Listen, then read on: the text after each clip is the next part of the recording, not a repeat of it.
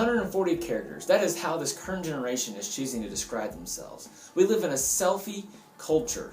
The idea that you can take a picture or retake or edit or autocorrect or filter, all those different ideas that we can put our best foot forward in the way that we present ourselves to the world. Let's face it, we live in a social media driven culture. And we have the ability to change and manipulate things the way that others can see us for the best that we can be. But sometimes as we look at others and the way that we examine social media can really cause destruction to us personally in our walk with Christ. And so next couple weeks we're going to look at a few ideas of how we can handle the different struggles that we have with social media. This week we looked at discontentment. How can we be content with who we are? It's hard to imagine that as we look at others and their best presentation of themselves, as we look at ourselves and we see the possible worst case scenario. It's a real struggle for us to realize that all those things build up into discontentment.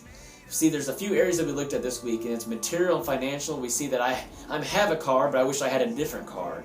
Or relational, if our friends are out at the movies and they post a picture on social media and I realize that I wasn't there and why wasn't I there, and we feel envious towards those things. Or circumstantial, we wish, well, how come I'm not in that stage of life, or how come they get to experience those things already? See, Paul writes to us from prison in Philippians 4:12-13, and he's writing to us. It's this glimpse back to our last series, through the series of Paul to his letter to the church of Philippi. And we continue to encourage from that as we leave forward. As Paul writes and says, I know how to be brought low, and I know how to abound. In every circumstance I have learned that secret of facing plenty and hunger, abundance and need. I can do all things through him who strengthens me. In other words, he's saying, I've experienced the best. I've had a full stomach, an empty stomach. I've had my own home. I've had prison cells. I've had all these things on the highs and lows. And what we realize is until Christ is all you have, you'll never understand that he is all that you need.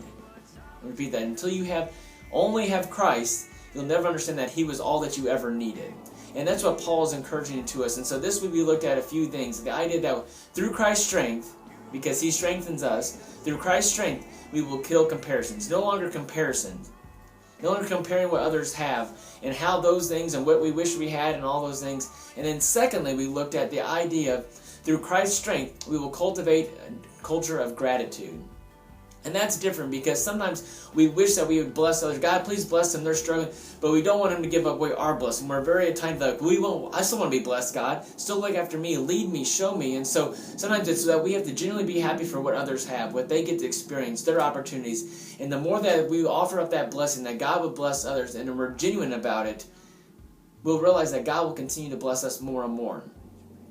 But when we turn away from that, when we're worried about our own blessing, we see that sometimes it's difficult for God to grow in us because we're discontent. We don't see the blessings that we've already have in our own lives. And so when we're discontent, God has failure in us because we're not happy with what we have already. And so sometimes this is a huge struggle for us as we live lives, as we see things from others. And so God is calling us to realize that we are content in our lives. And so take a moment as a family, talk over, where you're content, what things that you're happy with, and then talk about other areas where you're discontent, how you can grow and strengthen those areas so they're no longer points of envious or discontentment. And so I want to challenge you with that this week. Our student lunch is tomorrow. We had to switch it from Wednesday. And so I want to encourage your student to come out for Sloppy Joe, mac and cheese, and tater tots.